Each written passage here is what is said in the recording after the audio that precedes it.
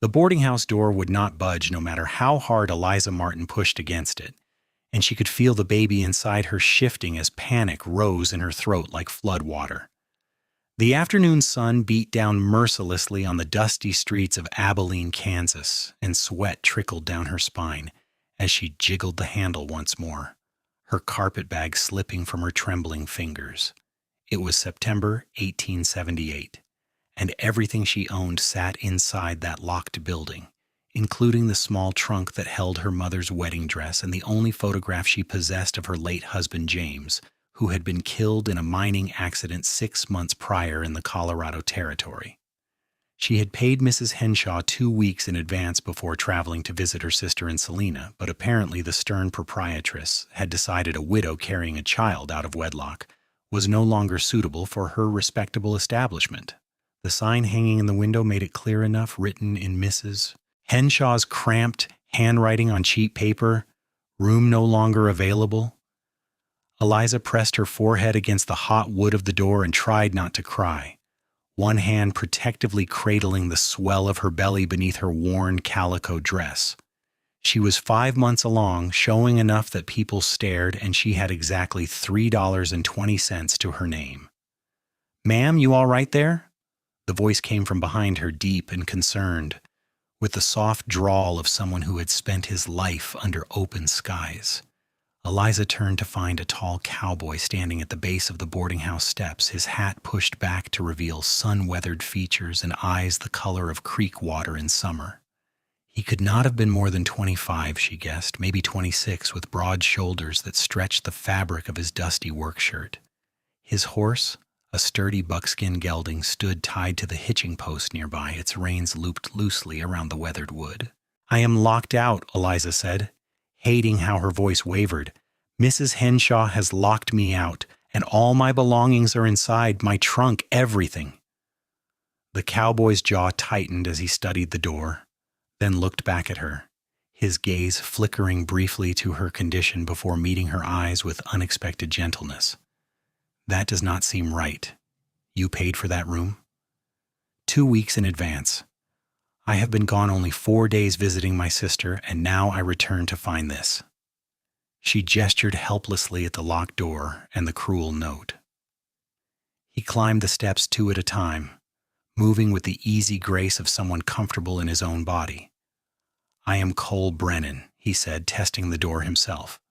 "Work at the Jensen Ranch about 10 miles west of town. Came in for supplies." "Eliza Martin." She watched as he examined the lock, his long fingers surprisingly careful as they traced the mechanism. "Mrs. Martin," he said, respect clear in his tone, "this lock is not much. If you want, I can get your things out of there. Might have to break it, but seems to me you have every right to what belongs to you." Eliza glanced up and down the street nervously. "Mrs. Henshaw might send for the sheriff." "Then the sheriff can hear about how she locked a pregnant woman out of the room she paid for in good faith." Cole's voice held a hint of steel beneath the gentleness. "That does not sit well with me, and I doubt it will sit well with Sheriff Parker either. He is a fair man." Something about the straightforward honesty in Cole's face made Eliza's decision for her. "Yes, please. I need my trunk especially. The rest I can manage, but that trunk has things I cannot replace." Cole nodded and headed back down to his horse, returning moments later with a short iron bar he had pulled from his saddlebag. He positioned it carefully against the lock mechanism and applied steady pressure. The wood around the lock splintered with a sharp crack, and the door swung inward to reveal the dim hallway of the boarding house. The familiar smell of lye soap and boiled cabbage washed over Eliza as she stepped inside, her heart pounding. "Which room?" Cole asked, following her in. "Second floor, third door on the left." Eliza gathered her skirts and climbed the narrow staircase, very aware of Cole's presence behind her. The baby kicked hard against her ribs, as if sensing her agitation, and she paused to catch her breath at the landing. "Take your time," Cole said quietly. "No rush." Her room looked exactly as she had left it, the narrow bed neatly made, her trunk sitting at its foot. Relief flooded through her so intensely she felt dizzy. She moved to the trunk and knelt beside it awkwardly, running her hands over the battered leather surface. Her father had carried this trunk when he came west after the war, and it had survived more journeys than she could count. "That the one?" Cole asked from the doorway, clearly giving her space but ready to help. "Yes, and I have a few other things." She gestured to a carpet bag on the bed and a small wooden box on the washstand that contained her sewing supplies. "Not much, really." "I will get the trunk." Cole moved into the room and hefted the trunk onto his shoulder with surprising ease, despite its weight. "Can you manage the rest?" Eliza gathered the carpet bag and the sewing box, taking one last look around the cramped little room that had been her home for the past 3 months. She had been so grateful when Mrs. Henshaw accepted her, a widow with limited means and a child on the way. Apparently, that gratitude had a short lifespan. They made their way back down the stairs just as Mrs. Henshaw emerged from the back parlor, her thin face pinched with disapproval. She was a woman of perhaps 50, dressed entirely in black despite the heat. Her gray hair pulled back so tightly it seemed to stretch her skin. "What is the meaning of this? You cannot break into my property?" Her voice was sharp as a whip crack. "She paid for that room, ma'am," Cole said evenly, not breaking stride toward the door. "Seems to me she has every right to collect what belongs to her. I run a respectable house. I cannot have a woman in her condition giving my establishment a bad name. Decent women do not find themselves in such situations." The words hit Eliza like a slap, but before she could respond, Cole turned to face Mrs. Henshaw. His voice remained calm, but there was an edge to it that made the older woman take a step back. "She is a widow, ma'am. Her husband died. That is not a sin, last I checked. What does seem wrong is taking her money and then locking her out while she is away. Now, I believe Mrs. Martin is owed a refund for the unused portion of her rent." Mrs. Henshaw's mouth opened and closed like a fish. "I most certainly will not—" "The sheriff might have thoughts on that." Cole shifted the trunk slightly on his shoulder. "Up to you." For a long moment, the hallway was silent, except for the ticking of the grandfather clock in the parlor. Then Mrs. Henshaw turned on her heel and disappeared into the back room, returning with a small leather purse. She counted out coins with sharp clicks against the hallway table. "1 week's rent. That is all I owe." She held out the money without meeting Eliza's eyes. Eliza took the coins, her hands shaking slightly as she dropped them into her pocket. It was more than she had expected to get, though less than was truly owed. "Thank you," she said, though the words tasted bitter. Cole held the door open for her and they stepped back out into the harsh sunlight. Eliza stood on the boardwalk, suddenly uncertain.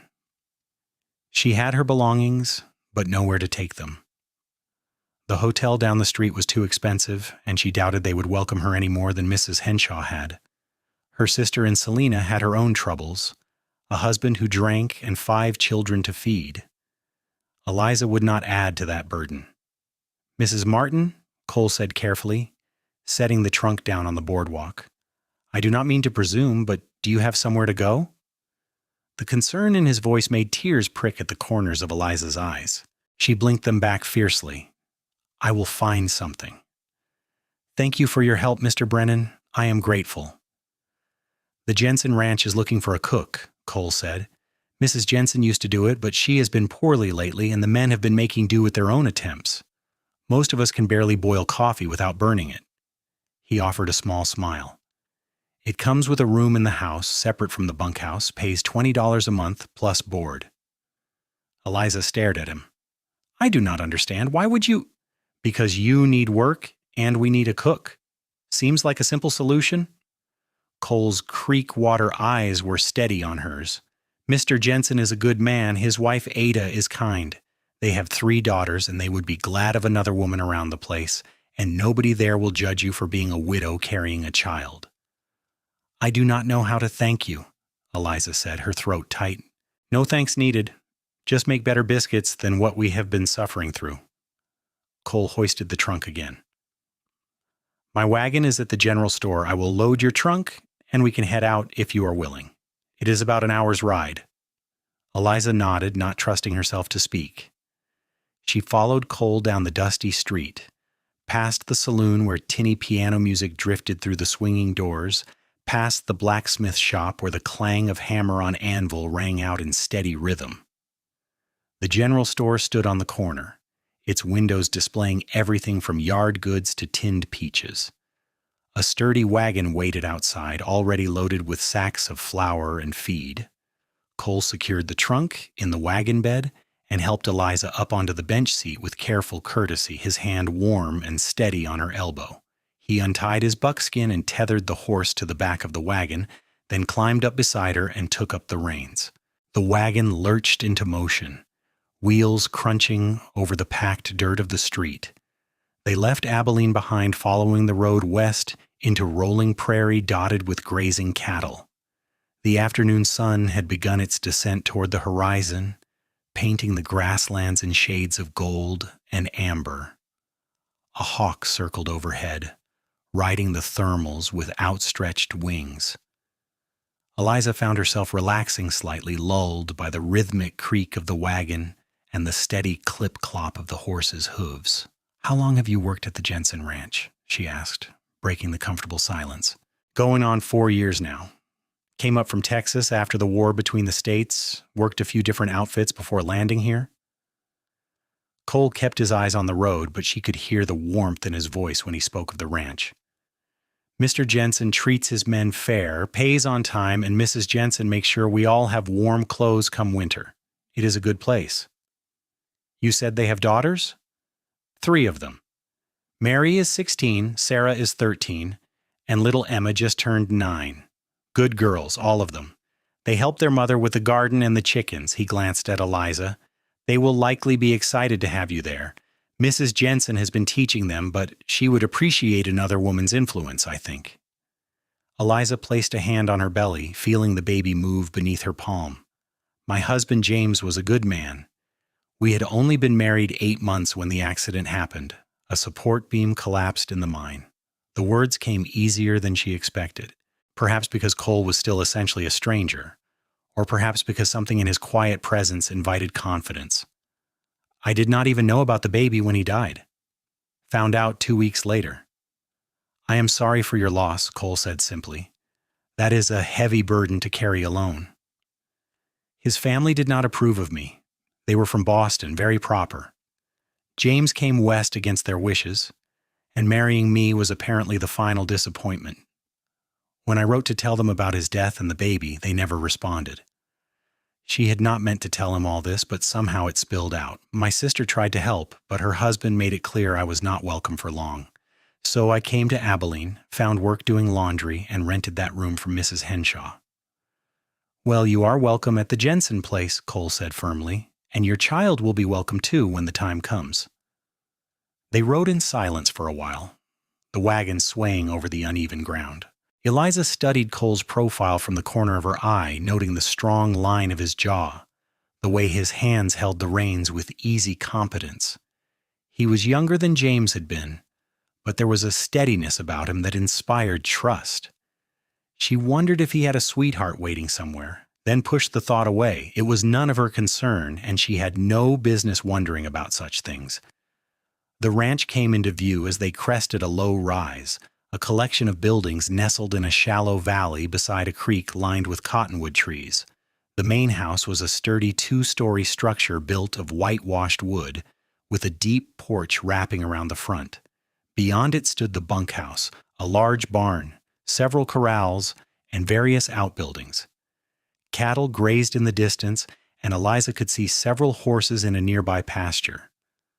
Cole drove the wagon up to the main house and set the brake. A woman emerged from the front door, wiping her hands on her apron. She was perhaps 40, with kind eyes and brown hair streaked with gray, pulled back in a practical bun. Despite the lines of weariness on her face, her smile was warm. "Cole, you are back. I was starting to worry." Her gaze shifted to Eliza, curiosity and welcome mingling in her expression. "Mrs. Jensen, this is Mrs. Eliza Martin. She finds herself in need of work, and I recall you mentioning we need a cook?" Cole climbed down and moved to help Eliza from the wagon. "Mrs. Martin is a widow. She has been staying in Abilene, but circumstances there have become difficult." Ada Jensen's eyes took in Eliza's condition without judgment, and her expression softened further. "My dear, you are very welcome here. Please come inside. You must be exhausted from the journey." "I do not want to impose," Eliza began, but Ada waved away her protests. "Nonsense. Cole is right. We desperately need help with the cooking. My health has not been what it should be lately, and the men have been eating poorly as a result. If you are willing to take on the work, we can discuss the details inside. Cole, would you bring Mrs. Martin's trunk to the spare room on the first floor? I think that will be most suitable." Cole nodded and began unloading the trunk, while Ada ushered Eliza into the house. The interior was simple but comfortable, with polished wood floors and cheerful curtains at the windows. The smell of bread baking filled the air, and Eliza could hear the sound of young voices from somewhere upstairs. "Girls," Ada called, "come down and meet our new cook." 3 girls appeared at the top of the stairs, their faces bright with curiosity. The oldest, Mary, had her mother's brown hair and a serious expression that made her seem older than 16. Sarah was fair-haired and freckled, while little Emma practically bounced with excitement. "This is Mrs. Eliza Martin," Ada said. "She will be staying with us and helping with the cooking. I expect you all to make her feel welcome and assist her however she needs." "Yes, Mama," they chorused, and Emma added, "Are you really going to have a baby?" "Emma," Mary scolded, but Eliza smiled. "Yes, I am, in about 4 months." "That is wonderful," Ada said warmly. "You will have plenty of help here when the time comes. Now let me show you to your room." The room Ada led her to was small but clean, with a real bed covered in a colorful quilt, a dresser, a washstand, and a window that looked out toward the creek. Cole appeared moments later with her trunk, setting it down carefully at the foot of the bed. "Thank you," Eliza said, meaning it with her whole heart. "Both of you. I cannot express what this means to me." "You just settle in and rest a bit," Ada said. "Supper is not for another 2 hours. Tomorrow will be soon enough to discuss your duties properly." After they left, Eliza sank down onto the bed and let the tears come at last.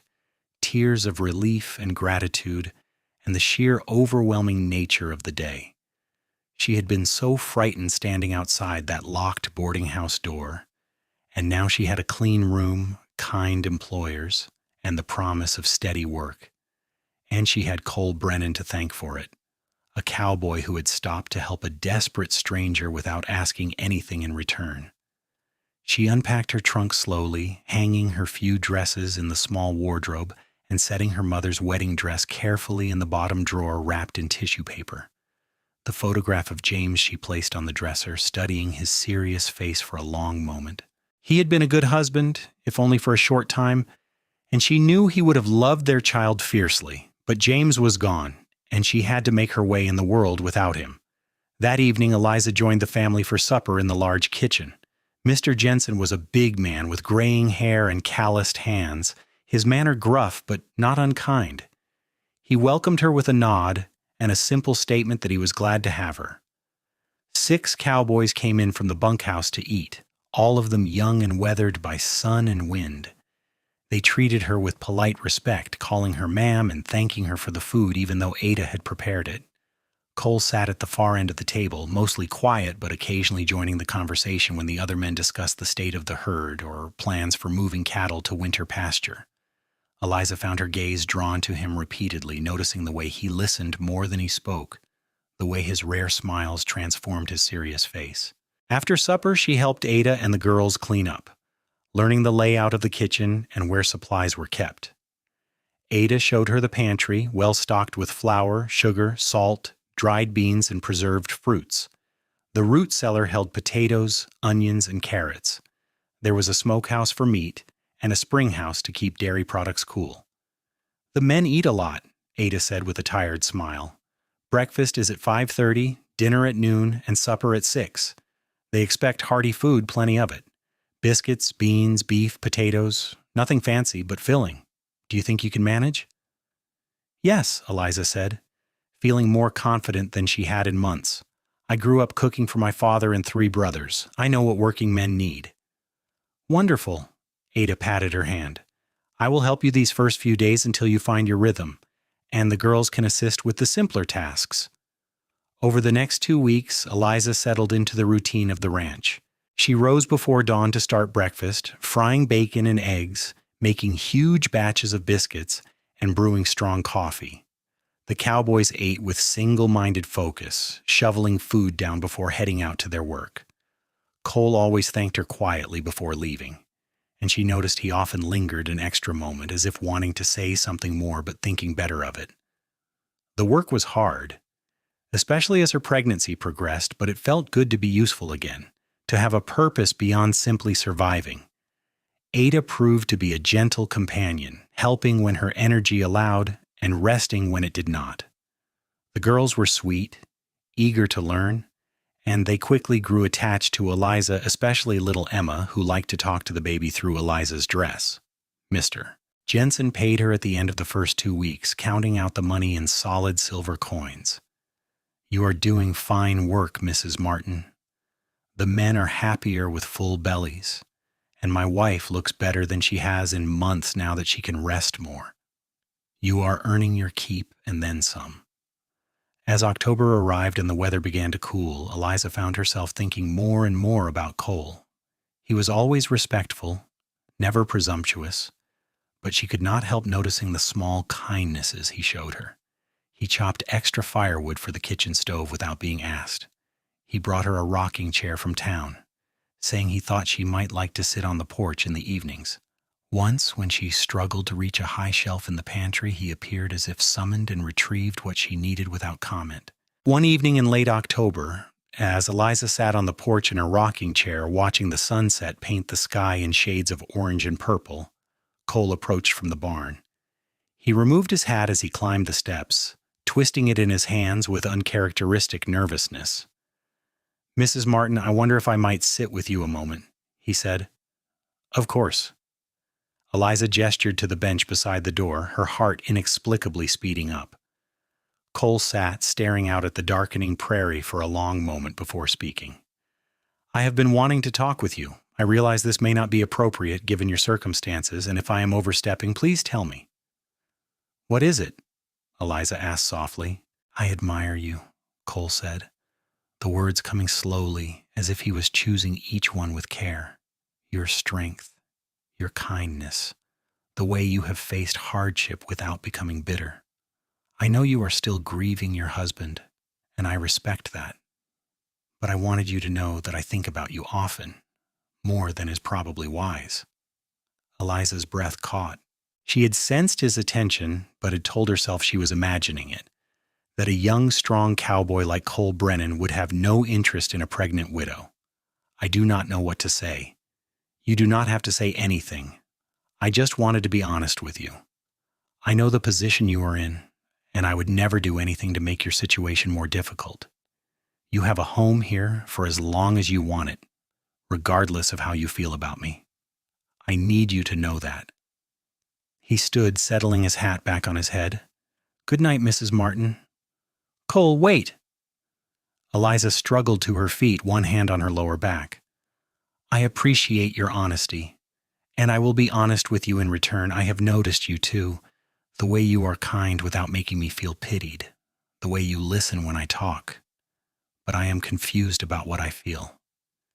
James has been gone only 7 months. I loved him, and I carry his child. It feels too soon to think about anyone else. I understand. I am not asking for anything. Eliza, I just wanted you to know where I stand, so there are no misunderstandings." He smiled slightly. "Take all the time you need." After he left, Eliza returned to her rocking chair and sat there long after full dark had fallen, one hand on her belly, her mind whirling. The baby kicked vigorously, as if registering her agitation. She had loved James truly, but their marriage had been brief, and grief had begun to soften into something gentler, a sad but peaceful acceptance. Was it wrong to feel drawn to Cole? To appreciate his steady presence, his quiet strength, the way her heart lifted when he entered a room? November brought cold winds and the first light snows. Eliza's belly grew rounder, and simple tasks became more difficult. She tired easily and had to rest more often. Ada insisted she sit while preparing vegetables, and Mary and Sarah took on more of the heavier work.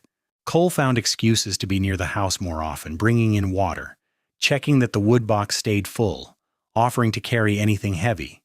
One afternoon, as Eliza kneaded bread dough at the kitchen table, Cole appeared at the back door with an armful of wood. He stamped the snow from his boots and carried the wood to the box beside the stove. "You are spoiling me," Eliza said, smiling at him over her shoulder. "I am perfectly capable of bringing in wood." "I know you are capable, but that does not mean you should have to, not when there are men here who can do it." Cole brushed bark chips from his sleeves. "Besides, it gives me an excuse to see you." The directness of the statement made Eliza's cheeks warm.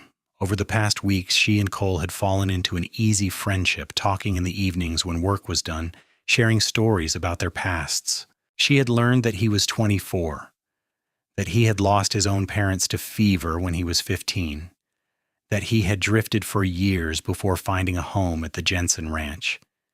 He had learned about her childhood in Missouri, her marriage to James, her dreams for her child's future. "I am glad you do," Eliza said quietly. "I have come to value your company." Cole's face lit with a smile that made him look younger. "Would you take a walk with me after supper tonight? Just a short one. The snow has stopped and the moon should be bright." "I would like that." That evening, bundled in her warmest shawl, Eliza walked beside Cole along the creek path. Snow crunched under their feet, and their breath made clouds in the cold air. The moon hung full and bright overhead, turning the landscape into a study in silver and shadow. "In another month, you will have the baby," Cole said. "Are you frightened?" "Yes," Eliza admitted.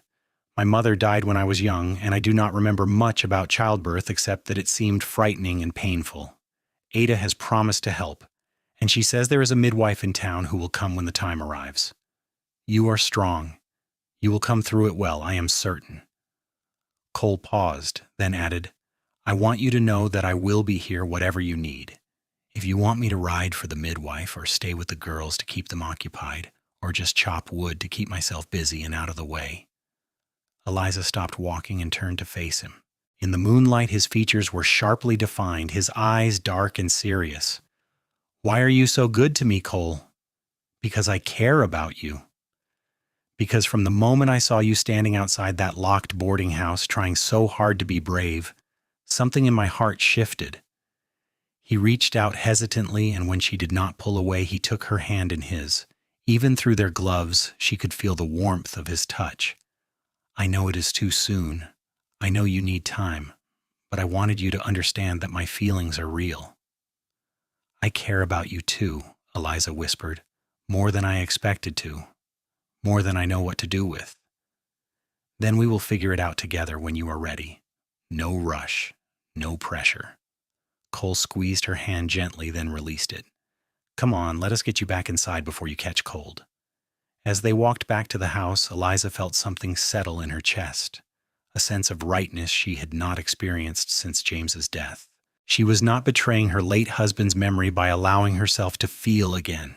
James would have wanted her to be happy, to find someone who would care for her and their child. And Cole was a good man, patient and kind and steady as stone. December arrived with bitter cold and heavy snows that kept everyone close to the ranch buildings. The kitchen became the heart of the house, warm and fragrant with baking bread and simmering stews. Eliza moved more slowly now, her back aching and her feet swollen. Ada fussed over her like a mother hen, insisting she rest often and let the girls handle more of the work. On Christmas Eve, Mr. Jensen brought in a small pine tree, and the girls decorated it with strings of popcorn and paper ornaments. There were modest gifts exchanged, practical things mostly, but given with warmth. Ada presented Eliza with a beautiful baby blanket she had knitted in soft white yarn. The girls gave her a rag doll they had sewn for the baby, Mr. Jensen handed her an extra month's wages, saying it was a bonus for the fine work she had done. Cole's gift came last. A small wooden box he had carved himself, smooth and perfect, with a latch that worked like silk. "For keeping the baby's special things," he said quietly. "I thought maybe that photograph of your husband and other important items." Eliza ran her fingers over the polished wood, tears pricking her eyes. "It is beautiful. Thank you." She had nothing to give him in return, and she felt suddenly ashamed. "Your smile is gift enough," Cole said, and the simple sincerity in his voice made her heart ache. On a frigid night in early January 1879, Eliza woke to a fierce cramping in her belly and the warm gush of water between her legs. For a moment she lay still, frightened and disoriented. Then the reality set in. The baby was coming. She struggled out of bed and made her way to Ada's room, knocking on the door. "Mrs. Jensen, I think it is time." Ada appeared instantly awake, already pulling on her wrapper. "Mr. Jensen, ride for Mrs. Campbell, the midwife. Tell her to hurry." She took Eliza's arm. "Come, dear. Let us get you comfortable." The household erupted into controlled chaos. Mr. Jensen thundered off into the night on his fastest horse. Ada got Eliza settled back in her room and sent Mary to boil water and gather clean towels. Sarah was dispatched to wake the cowboys and let them know what was happening, with strict instructions that they were to stay in the bunkhouse and out of the way. But Cole did not stay in the bunkhouse. He appeared at the kitchen door as Ada was preparing supplies, his face tense with worry. "Is she all right? What can I do?" "She is as well as can be expected. Birth takes time. You should rest." Ada softened at his obvious distress. "But if you want to keep the stove going and the coffee hot, that would be helpful. It may be a long night." Cole nodded and settled himself at the kitchen table, feeding wood into the stove at regular intervals and brewing fresh coffee when the pot ran low. Emma, unable to sleep through the excitement, came downstairs and curled up in Cole's lap, and he held her absently, his attention fixed on the sounds coming from the first-floor bedroom. Mrs. Campbell arrived an hour later, a brisk older woman with capable hands and a no-nonsense manner. She examined Eliza and pronounced that everything was progressing normally, though it would likely be many hours yet before the baby arrived. Eliza had never known such pain. It came in waves, building and cresting and ebbing, only to return stronger each time. Ada held her hand and wiped her forehead with cool cloths. Mrs. Campbell moved around the room with practiced efficiency, checking Eliza's progress, offering encouragement, giving instructions to push or rest or breathe. As dawn broke gray and cold outside the window, the pains intensified until Eliza thought she might break from them.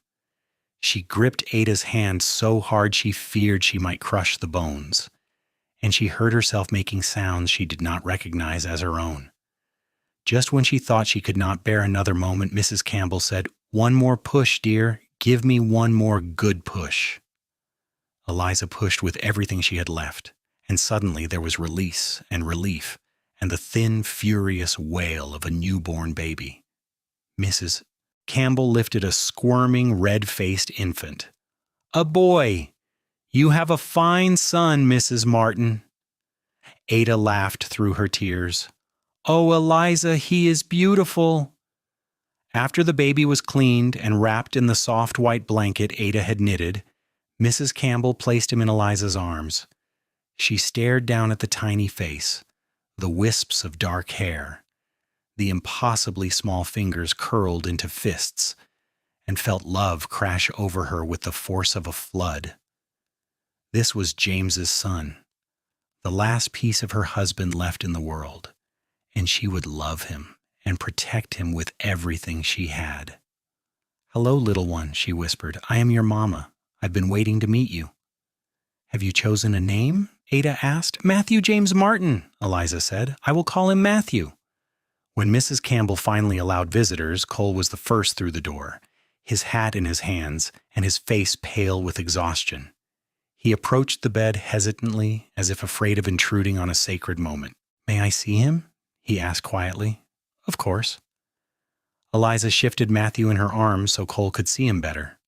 "Cole Brennan, meet Matthew James Martin." Cole stared down at the baby with an expression of wonder. Very carefully, he extended one finger, and Matthew's tiny hand wrapped around it with surprising strength.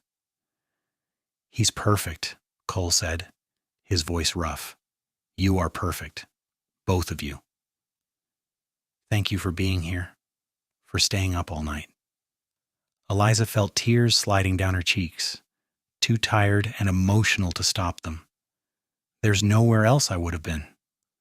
Cole gently freed his finger from Matthew's grip. You rest now. I will make sure everyone knows mother and baby are well. Over the next weeks, Eliza healed and adjusted to the overwhelming reality of caring for a newborn. Matthew was a good baby, fussy only when hungry or wet, sleeping in the beautiful cradle Mr. Jensen had retrieved from the attic where it had held each of his daughters in turn. The whole household doted on the infant, with Emma especially enchanted and wanting to help with everything. Cole was a constant, quiet presence.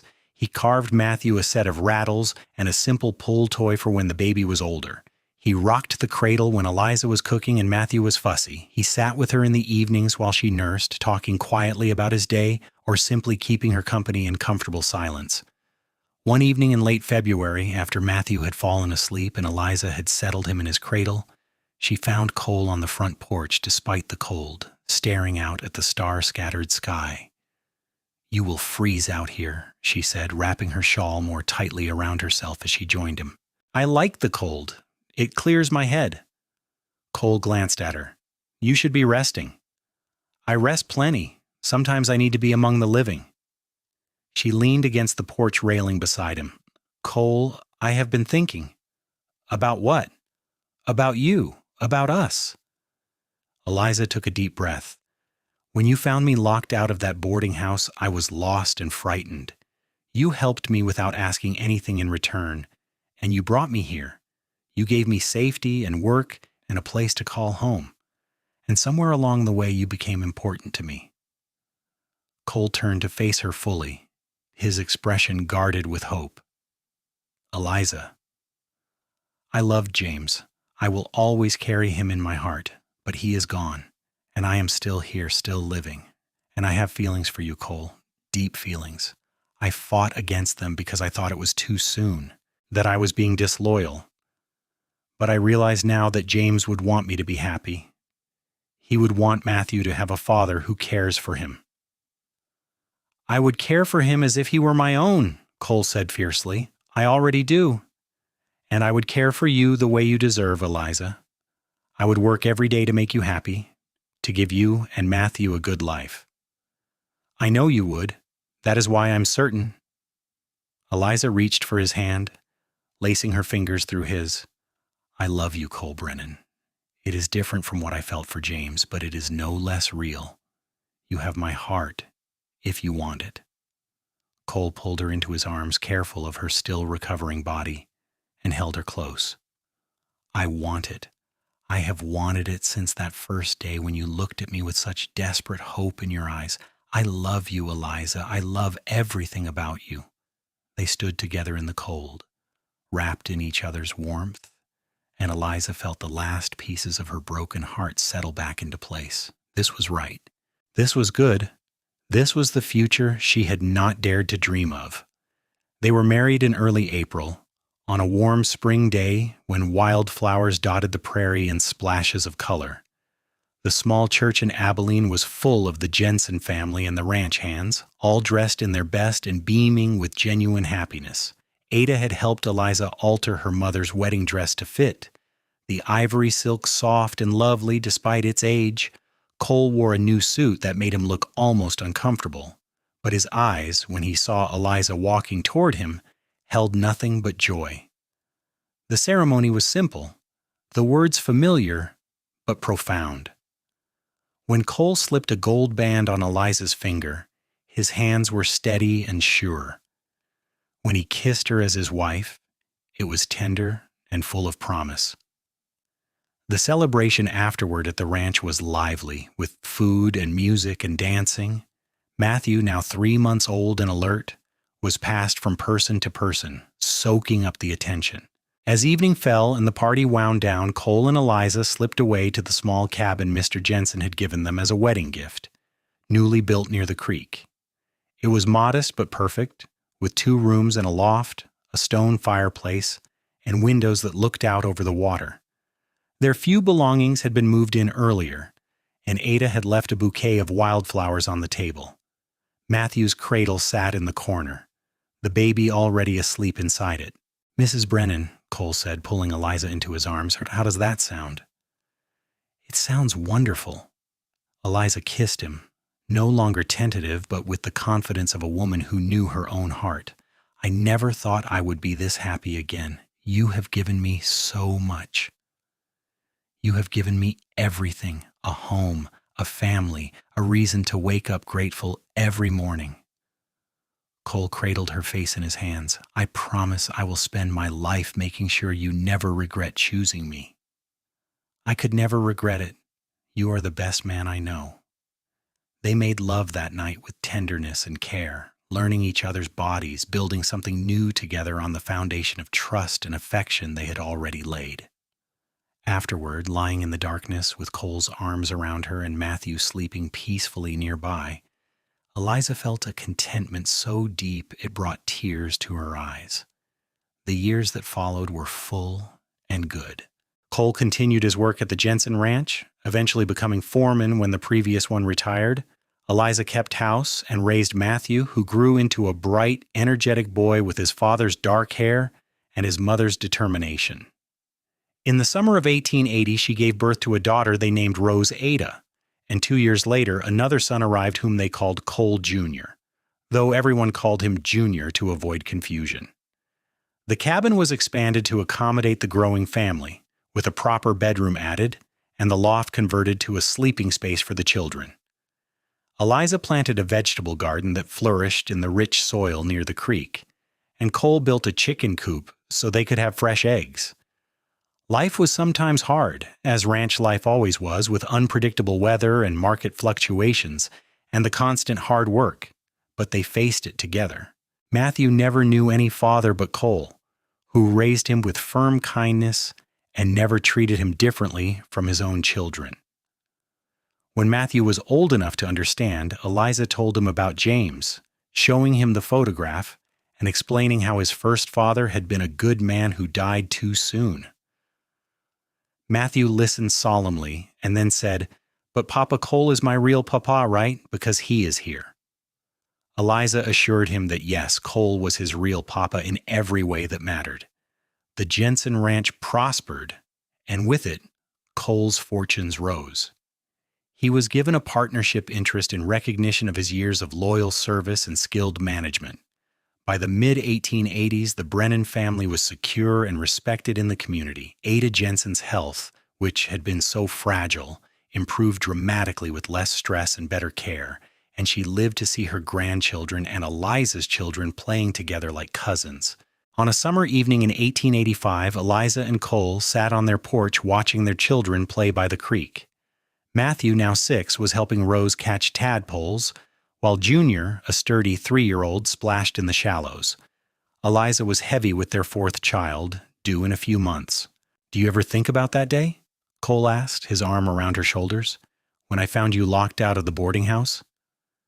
"Sometimes. It seems like a lifetime ago." Eliza leaned into his warmth. "I was so scared, so alone. And then you appeared, like an answer to a prayer I had not even known how to form. I'm glad I was there. Glad I was the one who got to help you." Cole pressed a kiss to her temple. "You and the children are everything to me." "And you are everything to us?" Eliza watched Matthew patiently show Rose how to cup her hands to hold the water and the tadpoles without letting them escape. "He is going to be a good man, just like his father. Both his fathers. He has a good mother. That is what matters most." As the sun sank lower and painted the sky in brilliant oranges and reds, Eliza reflected on the journey that had brought her here. Loss and fear and uncertainty had given way to love and security and joy.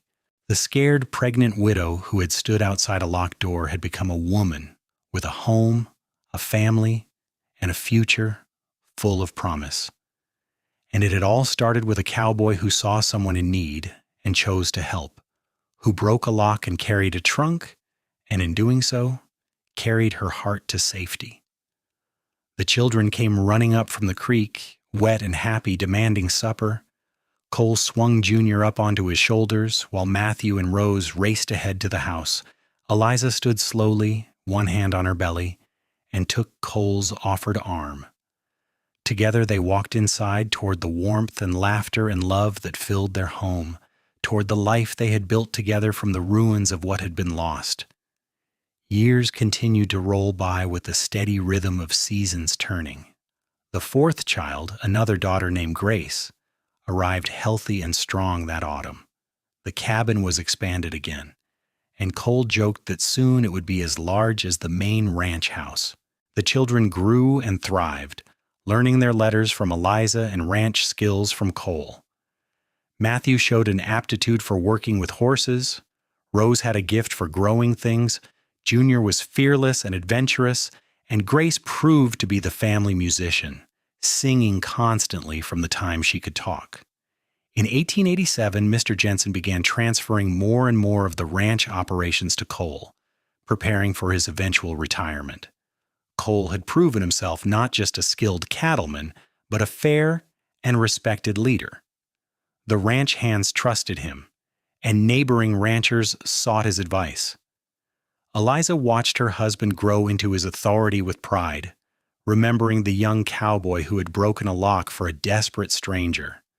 They faced hardships, as all families did. A terrible winter in 1886 killed many cattle across the territory and nearly bankrupted the ranch, but careful management and hard work saw them through. Rose fell ill with scarlet fever when she was 7, and Eliza spent terrifying weeks nursing her, but the girl recovered fully. Junior broke his arm falling from a horse, and Grace had nightmares after a close encounter with a rattlesnake.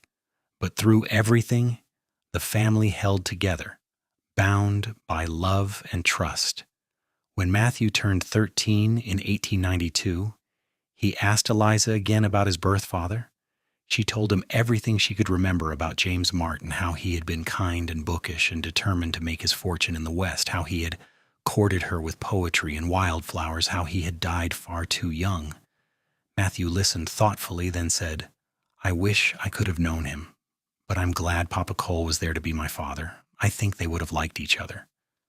"I think so too," Eliza said, tears in her eyes. "They were both good men." As the 19th century drew toward its close, the wild west of Eliza's youth began to change. Railroads crisscrossed the plains, towns grew into cities, and the open range was increasingly fenced and claimed. But the Brennan family remained rooted on their land by the creek, adapting to changes while holding fast to what mattered most. Cole and Eliza grew older together, silver threading through their hair, lines deepening around their eyes and mouths. But they remained devoted to each other, still sitting together on the porch in the evenings, still sharing private smiles across the dinner table, still finding comfort in each other's arms at night. The passion of their early love had mellowed into something deeper and steadier, a partnership forged through shared joys and sorrows, through the daily work of building a life together. Matthew married at 21, bringing home a sweet-natured girl named Clara, who fit into the family as if she had always been there. They built a house on the far side of the ranch property and started their own family, making Eliza and Cole grandparents. Rose wed a school teacher and moved to Abilene, returning often for visits with her husband and children. Junior, true to his adventurous nature, spent several years working on ranches in Montana before returning home at 25, with stories that made his nieces and nephews' eyes grow wide. Grace married a lawyer from Topeka and became a prominent member of society there, but she never forgot her roots and always introduced herself as a rancher's daughter. On their 20th wedding anniversary in April 1899, Cole and Eliza renewed their vows in the same small church where they had first married. Their children and grandchildren surrounded them, along with friends and neighbors who had become family over the years. Eliza wore a new dress the color of spring grass, and Cole still looked at her as if she were the most beautiful woman in the world. At the celebration afterward, Matthew stood to give a toast. "To my mother, who taught me that strength comes in many forms, and to my father, who showed me that real courage is helping someone when they need it most. They found each other in difficult circumstances, and they built something beautiful together. May we all be so lucky, and may we all love so well. Later, as the party wound down and the grandchildren were being gathered up for bed, Cole found Eliza standing by the creek where they had walked so many evenings over the years. The same moon that had shone on them during that first walk, when they were just beginning to discover their feelings, now silvered the water and cast shadows through the trees. 20 years, Cole said, slipping his arm around her waist. It has gone by so fast. And yet I can hardly remember a time before you, Eliza said, leaning her head on his shoulder. You saved me that day in Abilene. You gave me back my life. You saved me too. I was just drifting before I met you, no real purpose beyond the next day's work. You gave me a reason, Eliza. You gave me everything. Cole turned her to face him, his hands gentle on her shoulders. I love you more now than I did standing in that church 20 years ago. I did not know that was possible, but it is. Every year with you has been a gift. I love you too, so much. Eliza kissed him, tasting salt from happy tears, feeling the same flutter in her heart that she had felt all those years ago when he first told her he cared for her. They stood together by the creek as the stars wheeled overhead, two people who had found each other through chance and choice, who had built a life worth living, who had loved and been loved in return. The scared pregnant widow and the cowboy who stopped to help her had become so much more. Parents and grandparents, partners in every sense, souls intertwined. As the new century dawned and the 20th year of their marriage gave way to the 21st and beyond, Cole and Eliza continued their journey together. They watched their children raise their own families. They welcomed more grandchildren and eventually great-grandchildren.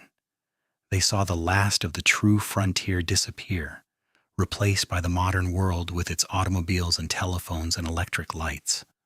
But through all the changes, they remained constant to each other. When Cole died peacefully in his sleep at 73 in the year 1927, with Eliza holding his hand, his last words were, "Thank you for letting me love you." Eliza mourned him deeply, the man who had been her partner for 48 years, but she did not break. She lived 7 more years, surrounded by the children and grandchildren and great-grandchildren that were their legacy. And when she passed at 81, her family knew she had gone to join the 2 men who had loved her, James, who had given her Matthew, and Cole, who had given her everything else.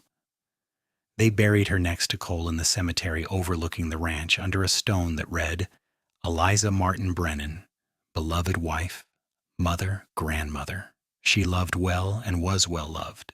And the family that gathered to say goodbye knew it was the simple truth that this woman who had once stood locked out and desperate had lived a life rich beyond measure, had found love twice and held it close, had built something lasting that would endure for generations. The cowboy who had broken a lock and carried her trunk had carried her heart as well, had given her a home and a future in love that transcended time itself. In the end, it was a story about kindness, about seeing someone in need and choosing to help, about 2 souls finding each other in the vast expanse of the American West. It was a story about resilience and hope, about building new lives from the ashes of old ones, about family and belonging and the enduring power of love. It was a story that their descendants would tell for generations, the story of how Cole and Eliza found each other, fell in love, and created a legacy that would last long after they were gone. And it all began with a locked door, a pregnant woman with nowhere to go, and a cowboy who stopped to help.